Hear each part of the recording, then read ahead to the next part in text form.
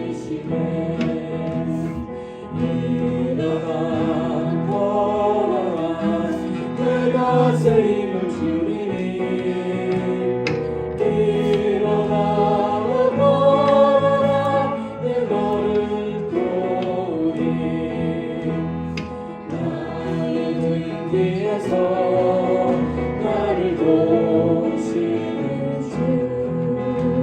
때때로 뒤돌아보면 여전히 계신 주. 잔잔한 미소로 바라보시며 나를 채찍하시네. 일어나 걸어라 내가 새 힘을 주리니. 일어나 너 걸어라 내 너를 도우리. 나의 등 뒤에서 나를 도우시는 주. 나의 용기에서 지치고 고나요 내일처럼 주저앉고 싶을 때 나를 밀어주시네. 일어나 걸어라 내가 새 힘을 주리니. 일어나 너 걸어라 내 너를 도우리.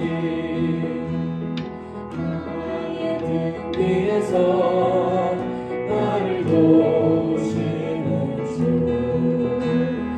남이 길을 갈 때 보이지 않아도 지치고 고나여 넘어질 때면 나가 손 내미시네.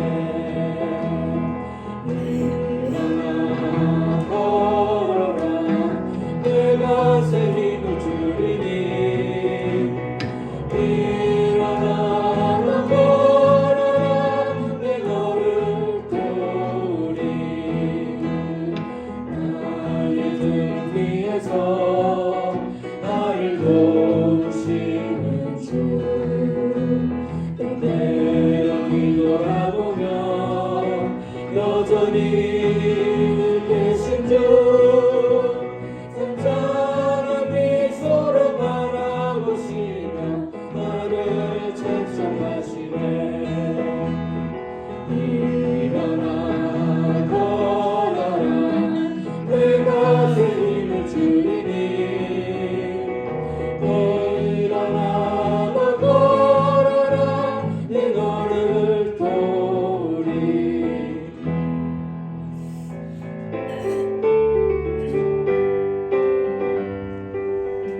주의 이름 높이며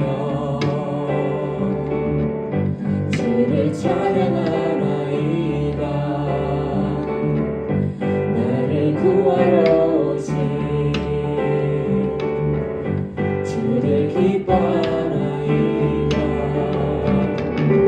오늘은 뻥 버리고 이 땅 위에 십자가를 지시고 죄 사했네. 주덤에서 일어나 하늘로 올리셨네. 주의 이름 높이리. 영광 버리고 이 땅 위에 십자가를 지시고 죄 사했네. 주덤에서 일어나 하늘로 올리셨네. 주의 이름 높이리.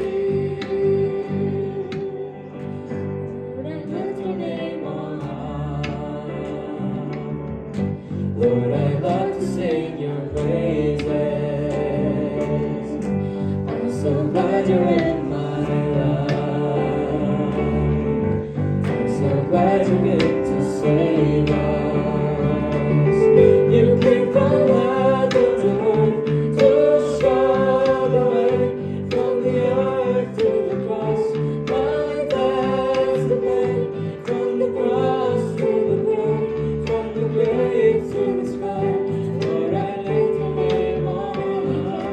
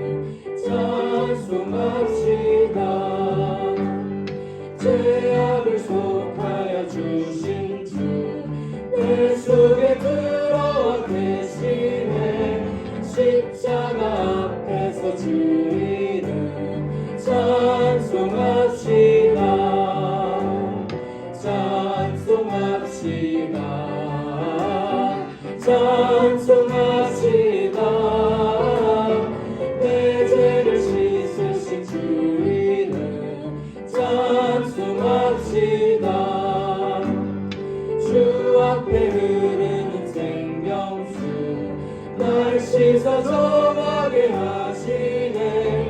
내 기쁜 정성을 다하여 찬송합시다. 찬송합시다.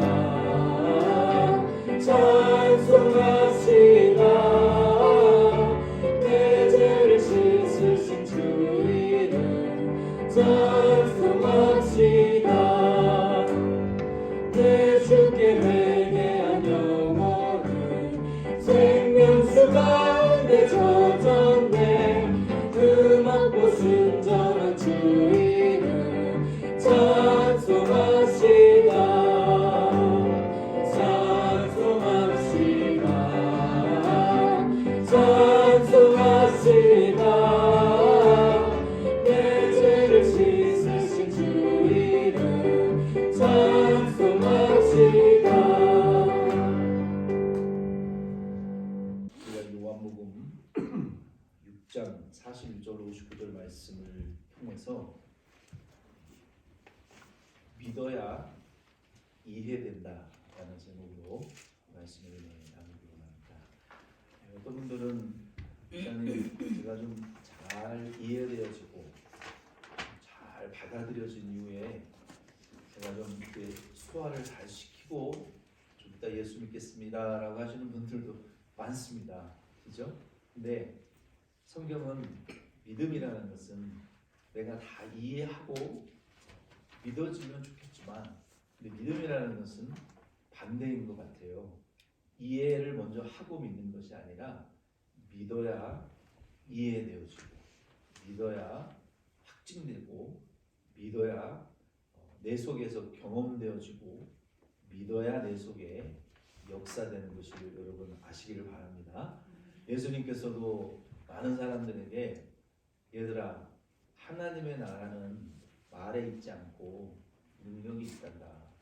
이게 무슨 말씀입니까? 우리가 이해되어지고 상식적으로 받아들여져서 믿는다고 하면 성경을 믿기 어렵습니다. 예수 믿기 어려워요. 어떻게 우리가 하나님을 이해하고 믿을 수 있어요? 근데 하나님의 나라는 말에 있지 않고 능력이 있다. 우리가 믿을 때 이해되어져서 믿는 것이 아니라 믿을 때 이해되어지는 것이고, 믿을 때 하나님의 나라가 내 속에서 경험되어지고 역사하는 것입니다. 그래서 저와 여러분도 오늘 이 말씀을 통해서 믿음은, 그러니까 이해는 믿어야 되는구나 라는 은혜를 함께 나누시기를 바랍니다. 요한복음 6장은 예수님이 생명의 떡이신 것을 증거해 주시는 말씀입니다. 그 중에 오늘 41절로 59절 말씀은 특별히 유대인들을 향해서 예수님이 생명의 떡이신 것을 증거하신 말씀이에요. 먼저 41절로 42절 말씀에 보면은 믿을 때 이해되어진다라는 제목과 같은 내용입니다. 여기에 보면은 예수님께서 하늘에서 나는 하늘에서 내려온 떡이다라고 진술하셨어요. 그때 유대인들이 예수님에게 대하여 수군수군 거렸다 그랬어요. 그리고 이르되 요셉의 아들 예수가 아니냐, 이는 요셉의 아들 예수가 아니냐, 그 부모를 우리가 아는데 자기가 지금 어찌하여 하늘에서 내려왔다 하느냐. 요셉이 우리 중에 제일 비천한 목수의 직업을 가지고 있는 사람이고, 우리 동네에서 제일 안 좋은 집에 살고 제일 가난하고, 그의 아들 예수도 어려서부터 우리가 봐왔던 그 코울릭의 어린 꼬맹이 때부터 우리가 봐왔던 그 동네 꼬마가 누군지 우리가 알고, 저 부모의 비천함과 육신적인 모든 환경을 우리가 다 아는데 네가 하늘에서 내려온 산떡이라고 이해할 수가 없었어요. 받아들여지지가 않았습니다. 이 예수님을 믿지 못하던 유대인들은 수군수군거리는 사람들이었어요. 이 수군거리는 사람들의 특징을 보면은요, 사람의 출신과 외적인 조건을 보는 사람들입니다. 본문의 41절에 보면 유대인들이 그랬어요. 그리고 52절 말씀에도 보면 또 예수님의 말씀을 좀 더 들은 이후에 유대인들이 수근거림을 떠나서 서로 이 주먹질만 하지 않았지 심하게 논쟁하는 아주 날카롭게 치고받는 논쟁이 막 일어났다 그랬어요. 그런데 놀라운 것은 유대인들뿐만 아니라 여기 다음 달에 나눌 내용이긴 하지만 60절로 61절 아래쪽에 말씀을 가보면 제자들도 수근거렸다라고 성경에 기록이 되어 있어요. 유대인들만 수근거린 게 아니에요. 제자들은 거기에 말을 더해가지고 예수님 말씀은 듣기가 참 어렵다. 60절 61절에 그렇게 기록되어 있잖아요. 이 말씀은 누가 들을 수 있을까? 너무 어렵다라고 수근거리기 시작했어요.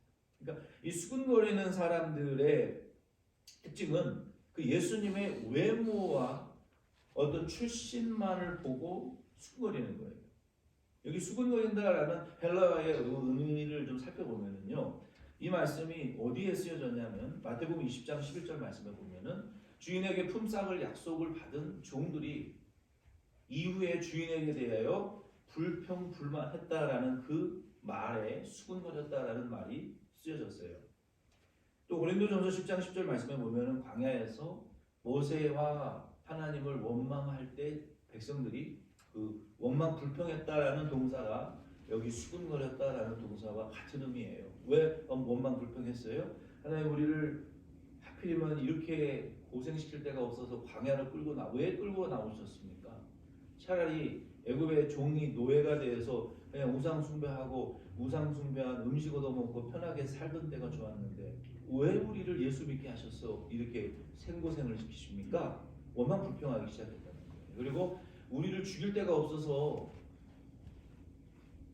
광야로 끌고 나와 우리를 죽이려고 모세를 보내셨습니까? 그 원망 불평하면서 수근수근거렸다라는 그 동사와 같은 의미로 쓰였다는 거예요. 그리고 족대감을 가지고 그 폭력적인 형태로 동요되어져가는 그러한 사람들에게 대해서 수근거렸다라는 동사가 쓰여졌습니다. 그래서 이 본문에 수근거렸다라는 것은 제자들도 유대인들도 이러한 불평과 불만족과 족대감을 가지고 예수님에게 대해서 이 말씀은 어렵다, 듣기 힘들다, 이해하고도 해주도 받아들여지지도 않을 만큼 어렵다, 우리랑 맞지 않다, 힘들다, 이렇게 수근수근 거렸다는 거예요. 그들은 말씀을 이해하고 합리적인 이성으로 받아들여질만 하면 믿으려고 했어요. 그러나 복음은, 예수는 이해되어져서 믿는 것이 결코 아닙니다. 믿어야 이해되어집니다. 믿음은 우리에게 이해를 주시고 확신을 주시고 그 믿음을 통해 이해와 확신을 갖는 자에게는 하나님의 영광을 보여주시겠다라고 약속하셨어요. 요한복음 11장 40절 말씀에 예수님이 죽은 나사로가 썩어서 냄새가 나서 부패하기까지 4일을 더 기다리셨어요.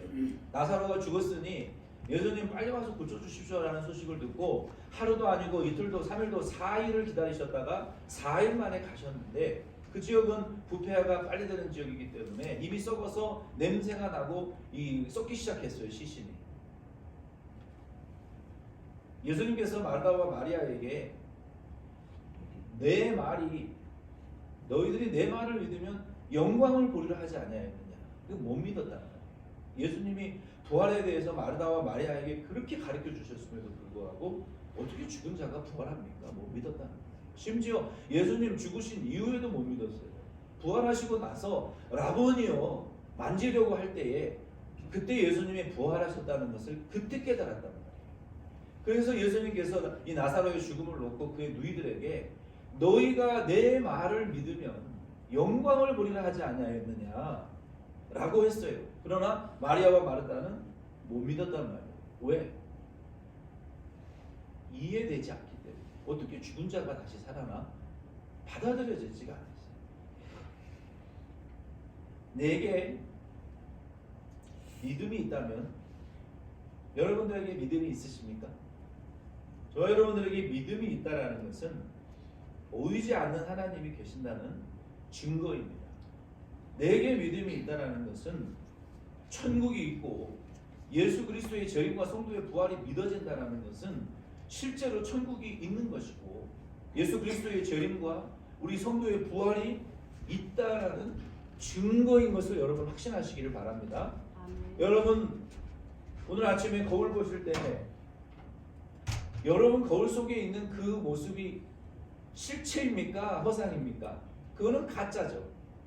내가 진짜예요. 근데 여러분 거울을 보고 우리의 외모를 단장하잖아요. 그렇죠? 거울을 봐야 단장이 되는 거예요. 그런 것처럼 우리의 실체가 있기 때문에 그림자가 보여지는 거예요. 어떤 양부모들이 자녀를 입양했어요. 근데 그 아이가 머리가 커지고 자기의 인격과 정체성들이 형성이 되게 되면 100% 자기의 물리학적인 생부모와 생부모님을 찾으려고 합니다. 감사를 하든 원망을 하든 반드시 보고 싶어 해요. 왜 그럽니까? 우리가 하늘에서 그냥 뚝 자연 발생적으로 우연히 생겨난 것이 아니라 부모님이 계시기 때문에 내가 태어난 거는 확실한 거잖아요. 그런 것처럼 우리에게 믿음이 있어요. 근데 내 안에 이 믿음이 점점 약해지는 것이 아니라 우리가 한 살 한 살 더 먹어가면서 이 세상을 살아가면서 우리 안에 점점 커져가고 확실해지는 것이 있다면 딱 한 가지예요. 그게 뭡니까? 믿음입니다. 여러분 세상에 뭐 남녀 간의 사랑이 그렇습니까? 세상에 뭐 인간의 사회의 아름다움과 행복이 그렇습니까? 여러분 이 세상을 살아갈수록 이 세상에 대한 사랑과 막 기대감이 더 부풀어집니까? 여러분이 인생을 살아갈 때 인간에 대한 기대와 인간에 대한 어떤 이 땅에 아름다운 사회가 건설되어 갈 것 같다라는 그런 인간 사회에 대한 기대감이 점점 커집니까? 아니잖아요. 매일 인간에 대한 실망과 인간 사회에 대한 이 어떤 기대감을 우리가 잃어가고 있잖아요. 우리 속에 점점 그런 것들이 사라지고 있어요. 그런데 저와 여러분 안에 주신 이 믿음이라는 것은 우리가 이 세상을 살아가면 갈수록 우리가 바라는 그 믿음으로 바라는 것에 대한 그 실체에 대한 기대감이 더 커져가는 거예요. 그래서 히브리서 11장 1절 말씀해 보면은 믿음은 너희가 믿음으로 바라는 그 믿음이 있다는 것은 그 믿음의 실체가 있는 것입니다. 우리가 하나님의 나라는 예수님께서 여러 차례 가르쳐 주셨던 것처럼 얘들아 하나님의 나라는 어디 있는 줄 아느냐? 하나님의 나라는 인간 사회에 먹는 것과 마시는 이 인간 사회에 있는 것이 아니라 하나님의 나라는 너희 안에 있는데 그 하나님의 나라가 성령으로 우리 안에 임하게 되면 우리 안에 권능이 임하게 된다. 그래서 예수님 변화산에 나타나셨던 것처럼 산도 환경도 변화되어지는 것처럼 하나님의 나라는 말에 있지 않고 능력에 있다 그랬어요. 그래서 하나님의 나라가 우리 안에 들어오게 되면요 그렇게 안 변하던 사람이 좀 바뀐다니까요. 하나님의 나라가 우리 속에 들어오게 되면요 사람이 바뀌어지는 일이 일어나는 거예요. 그리고 그 사람으로 인해서 환경의 변화가 일어나는 것을 경험하게 됩니다. 놀랍지 않습니까? 세상에 어떤 것이 우리를 그렇게 변화시켰던가요? 없어요. 세상의 교육과 지식이 우리를 변화시킵니까? 아니요. 안 돼요. 변화되지 않는데 우리가 예수 믿고 하나님의 나라가 우리 속에 들어오게 되면 그 하나님의 나라가 권능으로 임하게 될 때 내 안에 변화의 역사가 일어나는 거예요. 물이 포도주로 변화되는 것처럼. 그리고 하나님의 나라가 우리 가운데에 성령으로 임하면 권능으로 임하면 변화의 역사가 일어납니다. 환경이 달라지고 인간이 변해요. 가정이 변해요. 사람이 바뀌어요. 하나님의 나라가 성령으로 임하게 되면 우리 안에 뭐가 임하기 시작합니까? 의와 평강과 희락이 나타나기 시작해요. 우리가 성령 충만하면 그래서 기쁜 거예요. 우리가 성령 충만하면 그래서 의가 충만한 것이고 성령 충만하면 희락이 충만한 거예요. 기쁨이 없었던 사람들이 성령을 받은 이후에야 드디어 만물이 새로워지고 모든 사람들과의 관계가 새로워지고 이 세상을 살아가는 맛이 달라지는 거예요. 그래서 너희가 성령의 한번 비추임을 받고 하나님의 나라의 그 맛을 본 자들은 그 믿음을 통해서 점점점 성령의 하나님의 나라가 성령으로 임할 때 우리 안에 의와 평강과 희락이 충만해지고 성령이 하나님의 나라가 권능으로 우리 안에 쑥 들어올 때 우리 안에 막 변화의 역사가 일어나게 되는 거예요. 그래서 그 역사가 우리 안에 시작이 됐는데 이게 더 놀라운 것은요. 세상의 것들은 우리 안에 들어오면 시간이 지나면 식어지는데 우리 안에 들어온 이 믿음이라는 것은 점점 더 커지는 거예요. 우리 안에 그 누룩이 커지는 것처럼 겨자씨가 들어와서 우리 새가 우리가 둥지를 틀고 살 수 있는 나무처럼 커지는 것처럼 이 하나님의 나라에 대한 믿음이 우리 안에 들어온 이후에는 우리가 나이를 먹으면 먹을수록 우리가 세상을 살아가면 살아갈수록 하나님의 나라가 더 확실히 보이고 천국이 더 확실히 믿어지고 그리스도 예수의 재림이 와야 된다라고 우리가 확신이 들고 그리스도께서 다시 오셔서 이 세상을 새롭게 하셔야 된다라는 믿음이 더 분명하게 우리 안에 드러나는 거예요. 이게 믿음이라는 거예요. 왜 그렇습니까? 믿음은 우리가 바라는 그 믿음의 그 대상의 실체요. 보이지 않는 하나님의 나라의 증거라는 거예요. 아멘이십니까? 아멘. 그래서 이해되어져 있고 믿는 것이 아니라 믿음이라는 것은 우리가 믿을 때 이해되어지는 거죠. 믿을 때 내 속에 들어오신 그 하나님의 나라의 운동이 살아 역사되어져서 우리 속에 경험되어지는 거예요. 그래서 원수를 사랑할 수 있게 되는 것이고 원수를 용서할 수 있게 되는 거예요. 구원파에서는요 이와 같은 믿음의 실체와 실상을 가르치지 않습니다. 뭐라고 가르치는 줄 아세요? 당신 그 예수 믿으면 죄사함 받아. 그냥 지식적으로 깨닫기만 하면 구원받아. 이런 허무한 진리가 어디 있습니까? 아니 실체를 경험하게 하지도 못하고 그 실상을 믿음의 실상을 우리가 죄사함 받고자 하는데 예수 믿음으로 죄사함 받는 거 그래 원리가 그렇대 인식하면 끝난다는 그런 허무한 논리가 세상에 어디 있냐는 거예요. 우리가 실제로 예수 믿고 죄사함을 받아야 내 속에서 죄로 인해서 얼마나 죄가 우리를 찌릅니까? 얼마나 죄가 우리를 공격합니까? 죄가 얼마나 우리를 참소합니까? 응? 너 이런 죄 졌지? 너 그런 죄 짓고도 네가 그리스도인이냐? 네가 그런 죄 짓고도 예배를 드리냐? 네가 그런 죄 짓고도 예수를 주라고 부르냐? 네가 그런 죄를 짓고도 하나님의 자녀라고 할 수 있어? 너는 무가치한 존재고 너는 그리스찬도 아니고 너는 직분자도 아니야. 사탄이 우리를 죄 때문에 얼마나 괴롭게 하는데 그냥 인식만 하면 된다고요? 아닙니다. 성경은 예수 믿을 때 실제로 내 속에 예수 그리스도로 말미암아 죄 사함을 경험하는 그 믿음, 우리가 바라는 그 믿음의 실체를 경험하게 해주는 게 믿음이에요. 우리가 보이지 않는 소망하는 그 하나님의 나라와 보이지 않는 삼위일체 하나님을 우리가 사랑하고 만나고자 하는 그 믿음의 실제적인 증거가 우리 안에 있는 믿음이라는 것을 여러분 아시기를 바랍니다. 그래서 믿음은 정말 대단한 거예요. 그냥 인식이 아니고 철학이 아니에요. 정말로 예수 믿으면 죄사함 받는 그 경험을 우리에게 하게 해주시고 우리가 예수 믿음으로 말미암아 원수까지도 용서하고 사랑할 수 있는 그러한 그리스도의 심장을 갖게 하는 것이 믿음이라는 것이고 그 하나님의 우리에게 주신 그 믿음의 실체는 우리 속에 그것들이 막 경험되어지게 해주는 거예요. 그리고 처음에는 그것에 감동해서 좋다. 예수 믿으니까 좋다. 예수님 안에 있으니까 좋다. 이러던 자들이 이제는 성장해서 나도 예수님처럼 살고 싶다. 나도 예수님처럼 용서하며 십자가에서 희생하며 다른 영혼들을 위해서 낮의 내처럼 밤의 날처럼 살 수 없을까? 그리고 그렇지 못한 자아와 막 싸우다가 어느 시점에 가면 나도 모르게 원수를 용서하는 자리에 우리가 가게 되어져 있고 성장하게 되어져 있는 거예요. 그래서 이 성경에 나오는 무화과들은 석류나무, 무화과나무는 꽃이 없어요. 나도 모르고 다른 사람도 모르는 사이에 열매를 맺는 것처럼 우리가 그렇게 믿음으로 살아가다 보면 나도 모르게 내가 어떻게 원수를 사랑하게 되지? 내가 어떻게 마음이 너그러워졌지? 내가 어떻게 그리스도처럼 서로 희생하고 사랑하게 되지?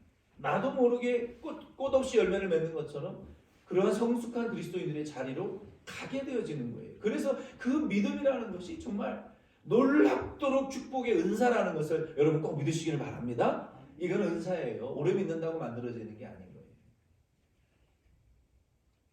그래서 저와 여러분 속에도 예수 그리스도를 믿는 이 믿음이 우리 안에 들어올 때 이해되어지고 우리가 예수님을 경험하게 되고 예수님을 뜨겁게 사랑하게 될 줄로 믿습니다. 마지막 두 번째는 이제 두 번째 첫 번째 마쳤네요. 두 번째 43절로 46절 말씀에 보면은 믿는 자는 하나님의 이끌림을 받는 자라고 말씀하셨어요. 65절 말씀에도 그러므로 전에 너희에게 말하기를 내 아버지께서 오게 하여 주지 아니하시면 누구든지 내게 올 수 없다. 예수 믿는다는 것이요. 하나님이 우리를 이끌어 주시지 않으면 안 되는 거예요. 하나님이 사람을 통해서 이끌어 주시던 환경을 통해서 이끌어 주시던 하나님이 직접 이끌어 주시던 예수 믿게 하는 것 그 자체가 하나님의 이미 계시받은 자라는 것을 여러분 아시기를 바랍니다. 그 우리가 굉장한 축복을 받은 자예요. 예수 믿는 게 하나님이 우리를 이끌어 계시해 주셨기 때문에 저 여러분들은 놀라운 축복을 받은 자들이에요. 예수 믿는 것이 하나님의 이끌림 받는다라는 거예요. 하나님 아버지께서 이끌어 주신 사람들만 예수 믿고 예수님은 그 사람들을 부활시켜 주시겠다라고 여기 43절 이하에 약속하셨어요. 43절에 이 수군거리는 무리들을 향해서 예수께서 대답하여 이르시되 너희는 서로 수군거리지 말라. 나를 보내신 아버지께서 이끌지 아니하시면 아무도 내게로 올 수 없으니 오는 그를 내가 마지막 날에 다시 살리리라. 선지자의 글에 그들이 다 하나님의 가르치심을 받으리라 기록되었은즉 아버지께 듣고 배운 사람마다 내게로 오느니라. 이는 아버지를 본 자가 있다는 것이 아니니라 오직 하나님에게서 온 자만 아버지를 보았느니라. 예수님께서 이제 수군거리지 마라.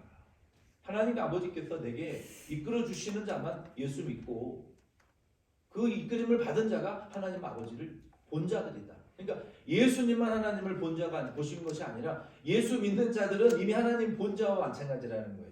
그래서 여러분 자꾸 하나님 뭔가 보여달라고 하지 마시고 저와 여러분은 이미 하나님을 본 자들이에요. 아멘이십니까? 하나님 봤으면 다 본 거예요. 그러니까 예수 믿는 자는 이미 하나님의 계시를 받은 자고 하나님을 본 자와 영적으로 마찬가지. 왜? 우리가 이미 하나님 안에 연합되어져 있으니까. 하나님께서는 그 이끄신 자들을 먼저 하나님의 말씀을 듣게 하시고 그리고 계속해서 교회 생활을 통하여 배우게 하십니다. 그리고 성령을 통하여 그 영이 계속 자라가게 하신다는 거예요. 이게 굉장히 중요한 원리입니다. 여러분, 우리가 예수 믿고 교회에 나가야 되느냐, 교회에 안 나가야 되느냐라는 이슈가 이 코비드 19으로 인해서 이 교회사 역사에 새롭게 출현을 했어요. 지금까지 그 논쟁이나 문제들이 해결된 적이 없는 새로운 이슈입니다. 앞으로는 이런 일들이 많이 일어날 텐데 코로나 19 때문에 우리가 교회에 나가야 되느냐, 예배당에 나가야 되느냐, 안 나가야 되느냐. 근데 결론을 먼저 말씀을 드리면 예수님께서 복음서를 통해서 우리에게 사도들도 여러 차례 경고하셨는데 세상에 무슨 난리가 벌어져도 모이는 일을 폐해서는 안 된다. 아멘이십니까? 예수님 말씀이에요. 그러니까 교회 안 나가고 신앙생활 하시는 분들은 좀 정상적인 믿음을 가진 분들은 아니에요. 왜 예수님이 교회를 만드셨을까요? 여러분, 왜 하나님께서 우리에게 가정이라는 최소 단위의 하나님의 나라를 우리에게 허락하셨을까요?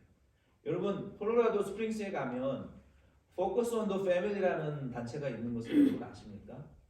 제가 한국에서부터 그 단체를 알았는데 이 가정을 살리는 것이 굉장히 중요합니다. 저는 그것을 굉장히 중요하게 여기는데요. 그래서 우리 교회 기도 5가지 제목 중에 한 가지가 3대 할아버지와 엄마와 자녀가 한 교회에 나오는 곳 교회가 되게 해달라고 기도하고 있잖아요. 이 성경에 보면은 아브라함의 하나님, 이삭의 하나님, 야곱의 하나님이잖아요. 이 3대가 하나님을 잘 섬기면요. 그 가정은 그 믿음의 축복이 계속 대를 이어서 내려갑니다. 할아버지의 하나님, 아버지의 하나님, 그리고 그 하나님이 인격적인 내 하나님이 되어지게 되는 축복이 우리 교회 임하시기를 바랍니다. 언제까지 우리 할아버지가 예수님 믿는 거 신앙이 좋았던 거, that's okay. 우리 아버지가 예수 믿는 신앙이 좋았던 거, 거기서 아브라함과 이삭과 야곱의 하나님이 됐던 것처럼 내 하나님이 돼야 돼요. 내 때만 잘 믿어도 안 되고, 내 부모 때만 잘 믿어도 안 되고, 내 자녀까지 잘 믿어야 그게 진짜 복받은 자예요. 그거를 하시는 게 굉장히 중요합니다. 교회의 사명에. 그래서 이 아브라함과 이삭과 야곱의 하나님이라는 이유가 거기 있는 거예요. 그래서 우리 교회에 그러한 기도 제목을 넣었는데,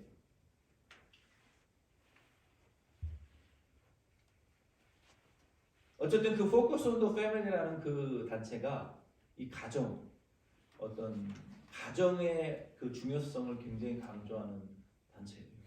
그래서 거기 들어가면 여러 가지 동영상의 소스들이 있으니까 여러분도 읽어보시고 한번 웹사이트에 들어가 보시기를 바랍니다. 어쨌든 가정이 참 중요해요. 우리가 이 교회 생활을 통해서 교회가 왜 필요하냐면, 교회 얘기하다가 지금 가족 얘기가 연결이 됐는데, 우리 혼자만 세상을 살아갈 수가 없어요. 그래서 하나님께서 부부를, 결혼을 만들어 주신 거예요. 결혼. 반드시 혼자는 못 삽니다. 사람은. 그래서 한국에 여러분 사람 인자가 이렇게 시옷자로 되어 있는 거 아시죠? 한문이. 이게 사람이 시옷자로 되어 있는, 이게 왜 이게 시옷자로 되어 있겠어요? 서로 의지하라고. 혼자서는 안 된다는 거죠. 부부가, 남자와 여자가 서로 의지해야 설 수 있다는 거예요. 그래서 하나님이 결혼이라는 제도를 하나님 만드셨고, 가정이라는 것을 하나님 만드셔서 가정을 통해서 하나님이 가정 천국의 모습을 우리에게 보여주시고 알려주시기를 원하시는 거예요. 그리고 교회는 두 번째로 큰 단위의 천국인데, 이 하나 예수님께서 모이는 일은 절대로 피하지 말라 그랬어요. 세상에 무슨 난리가 일어나. 예수님 재림하실 때까지. 그래서 교회는 모여야 되는 거예요. 그리고 우리 모든 그리스도인들은 우리 담임 목사님이라는 개념이 요즘은 굉장히 희박합니다. 담임 목사를 우상화하라는 얘기는 100번 1000번 아닙니다. 내가 누구에게 그 교육을, 성경을 배웠느냐, 내가 누구에게 배우느냐가 이게 굉장히 중요해요. 그리고 내가 어떤 우리 교회는 우리 덴보션 장로교회다라는 이런 자기의 교회관이 분명히 있어야 됩니다. 요즘은 그런 거를 찾아볼 수가 없어요. 교회와 담임 목사를 우상화하는 게 아니라 나는 분명히 배우는 내 스승이 있다. 영적인 내 아비가 있다. 내 모교회가 있다라는 게 굉장히 중요합니다. 왜 예수님이 교회를 그렇게 중요하게 여겼을까요? 그리스도인들 혼자서는 안 된다는 거예요. 혼자 아무리 기도하고 성경 읽어보십시오. 혼자 100년 믿는 것보다 둘이 10분 기도하는 게 훨씬 낫습니다. 두세 사람이 함께 모여서, 모일 때 주님이 임재하시겠다고 약속했으니까 교회에 모여야죠. 모여서 함께 기도해야죠. 그리고 함께 말씀의 가르침을 듣고, 함께 성령 충만을 받고, 함께 영의 양식을 나누고, 성만찬을 나누고, 그리고 육신의 양식을 나누고, 세상으로 여러분 돌아갈 때는 그냥 아이고 이제 세상 일 해야 되겠다가 아니라 세상으로 보냄을 받으시는 거예요. 세상에 나가서 내가 아버지와 아들과 성령의 이름으로 너희에게 권세를 주었으니까 나가서 너희들 제자 삼고 복음 전해라. 세상으로 파송받는 거예요. 그냥 세상에 가서 죄 짓는 게 아니라. 그래서 교회가 필요한 거예요. 나 혼자는 신앙생활 못해요. 함께 모여서 함께 기도하고, 함께 떡을 떼고, 함께 잔을 나누고, 함께 한 믿음으로 모이는 교회 공동체가 있어야 이 말세 험한 세상에서 우리가 살아갈 수가 있는 거예요. 우리 교회가 하나님께서 작년에 새 일을 행하시겠다고 하시더니, 정말 우리 교회의 이 기도의 운동이 다시 일어나게 된 거, 이거 정말 놀라운 새 일입니다. 그렇게 기도를 안 하시더니 작년에부터 10월달부터 우리가 기도하자 그러더니 다 새벽에 나와서 여러분 기도하시는 거 보고, 하나님이 이게 새 일을 행하시겠다는 게, 우리가 막 교회 막 좋은 동네로 이사 가가지고 막 새로운 성도들이 막 몰려오고, 막 부흥, 물질 숫자적인 그 부흥도, 그것도 기도 제목입니다. 그렇게 되기를 바래요. 그거 이전에 하나님이 먼저 우리에게 기도의 바람을 일으키시는구나, 우리가 기도하면 안 된다라는 이 새 마음을 우리에게 주시는구나, 그게 새 일을 행하시겠다고 하신 하나님의 약속의 실행인 것을 여러분 믿고 감사하시기를 바랍니다. 그거 그냥 되는 거 아니에요. 놀라운 일인 거예요.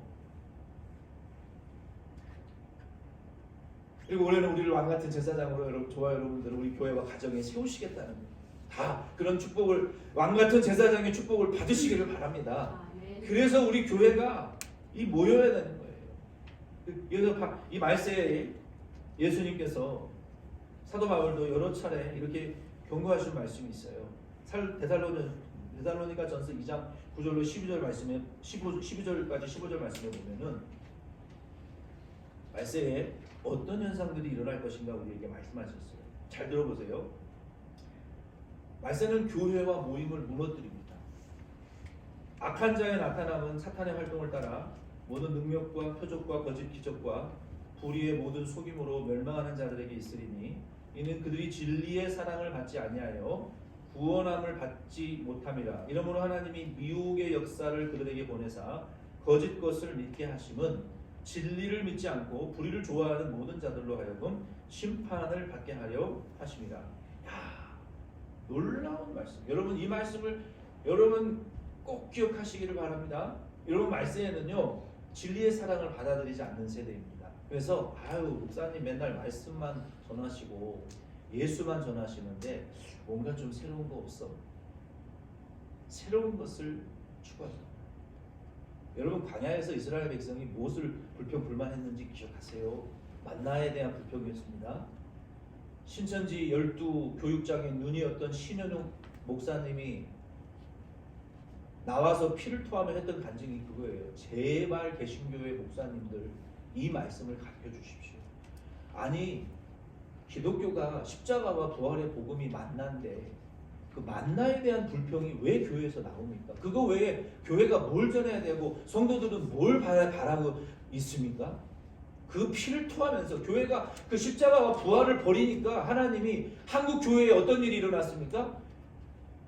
십자가와 부활의 복음 외에 말 같지도 않은 여러분 신천지 교리가 뭔지 아세요?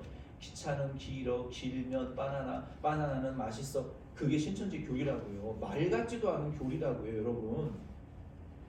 한국의 띄어쓰기를 잘못한 그 띄어쓰기를 갖다가 그 충청남도 전으면 전하리를 성지로 만들어 놓은 게 신천지라고요.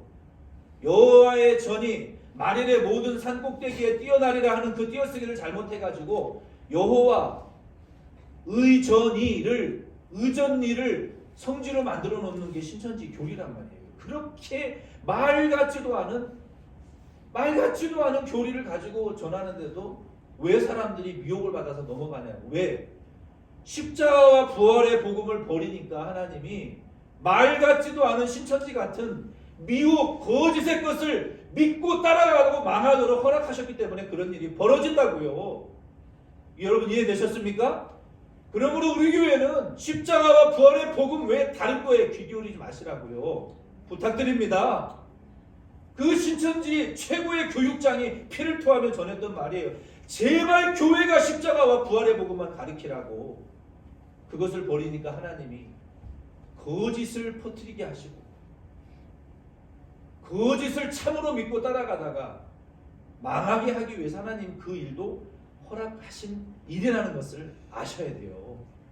여기 데살로니가 전서 2장 9절로 12절에 말씀하셨잖아요. 그러므로 저와 여러분들이 무슨 일이 일어나도 예수 십자가 부활만 붙들어야 돼요. 아멘이십니까? 다른 거 없습니다.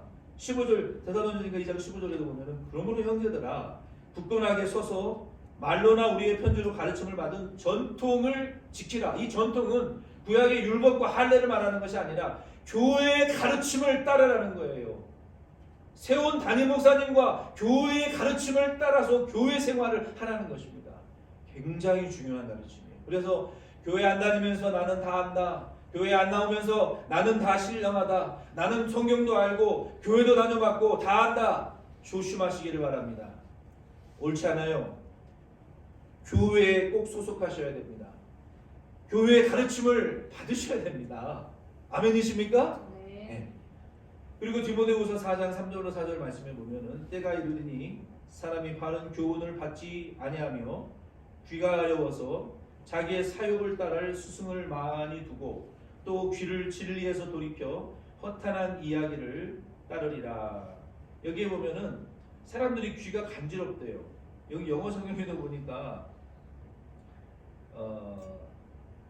teachers to say what their itching ears want to hear. 그러니까 교회 오면은 옛날 예수님 십자가 부활의 복음을 말하는데 여러분 이 불의를 좋아하는 사람들의 특징이라는 것은요. 아 목사님, 우리 내가 주식을 어떤 투자해야 좋을까요? 우리 아들 대학 갈까요? 우리 남편 이번에 승진할까요? 한국의 대형 교회 권사님들 때 되면 다 무당들한테 찾아간대요.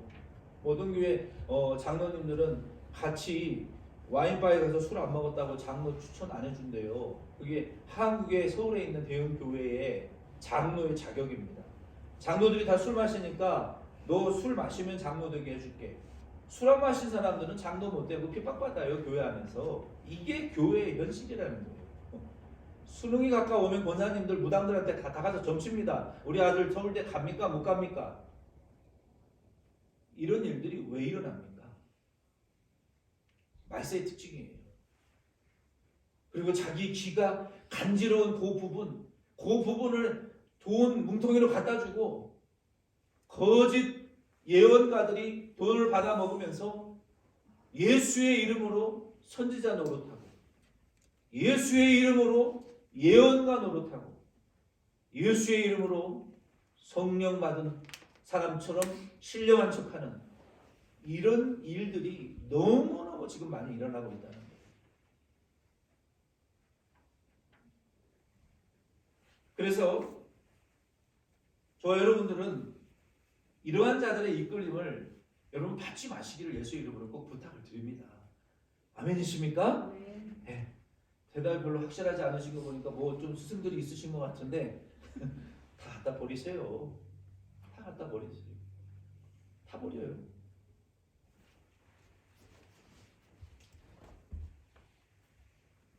우리는 하나님의 이끌림을 받는 것이 중요해요. 하나님의 이끌림을 받아서 예수 믿고 그리고 하나님이 정해주신 내 교회에서 교훈 진리의 사랑 중심으로 교훈을 받고 양육을 받아 그리스도의 형상에 이르도록 자라가시는 우리 대모전 장로교회가 되기를 예수 이름으로 부탁을 드립니다. 아멘. 그게 축복이에요. 마지막 세 번째는 47절로 59절 말씀에 믿음은 오직 예수 그리스도를 통해서만 계시된다라고 말씀하셨어요. 예수님 당신이 생명의 떡이고 그를 믿는 자는 영생을 갖게 될 것이라고 말씀하시면서 특별히 구약 성경의 만나의 사건을 연결시켜서 말씀하셨어요. 여러분 구약에 만나가 내렸잖아요. 그렇죠? 그 만나를 먹은 사람들은 지금 다 살았습니까? 죽었습니까? 이미 다 죽었어요. 그 중에 믿는 자들은 낙원 가 있겠죠. 그 만나는 이제 중단됐다는 거예요. 이제 모세와 만나의 사역은 끝났고 하나님이 누구를 보내셨어요? 예수님을 보내셨어요.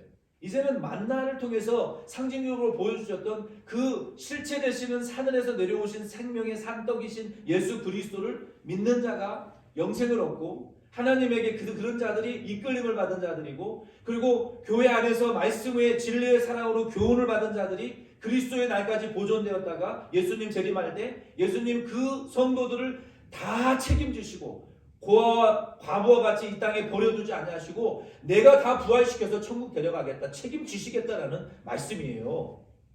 이 말씀을 하시면서 52절로 59절 말씀에 보면은 예수 그리스도의 살과 피를 마셔야만이 영생을 얻을 수 있다. 이거는 성만찬의 말씀과는 좀 별개 구분되는 말씀입니다. 이게 성만찬의 말씀인가요? 좀 달라요. 똑같지 않습니다. 예수님께서 여기서 말씀하신 이 살과 피를 먹으라는 것은 성만찬을 말씀하시는 것이 아니라 예수를 믿으라는 것이죠.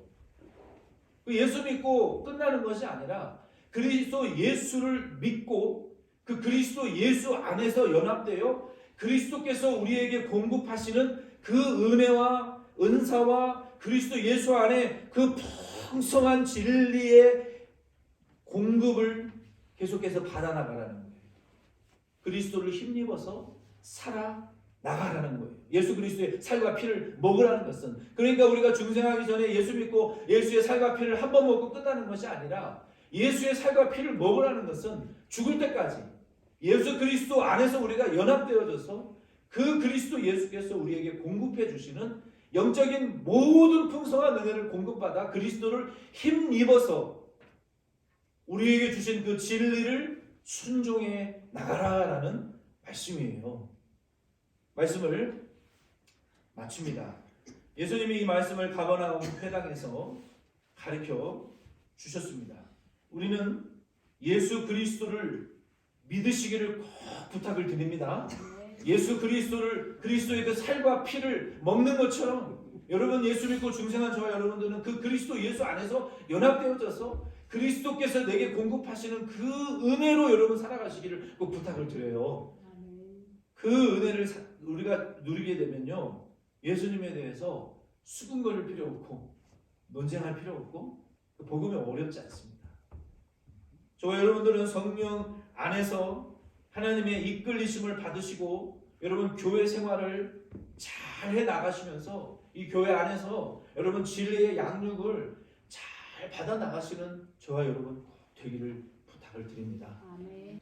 마지막으로 저와 여러분들은 신앙 고백대로 예수 그리스도와 연합하시고 그분을 힘입어